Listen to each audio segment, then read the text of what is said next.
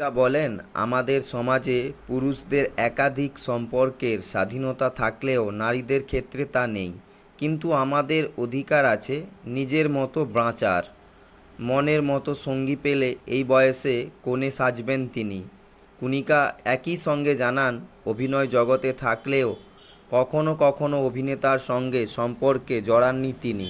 তার মতে অভিনেতারা নিজেদের নিয়েই মগ্ন থাকেন, অন্য কাউকে ভালোবাসতে পারে না। কুনিকার কথায়, অভিনেতারা সব সময় আয়নার নিজেদের দেখতে ব্যস্ত থাকেন, নিজেদের কেমন দেখাচ্ছে এই নিয়ে তারা ভাবেন। এই ৬২ বছর বয়সে জীবনে দুটি একত্র বাস ও ৪টি প্রেমের সম্পর্ক ও দুটি বিয়ে করেছেন কুনিকা। কুমার শানুর সঙ্গে তাঁর সম্পর্কের কথা স্বীকার করে খবরে শিরোনামে উঠে এসেছিলেন কুনিকা সদানন্দ।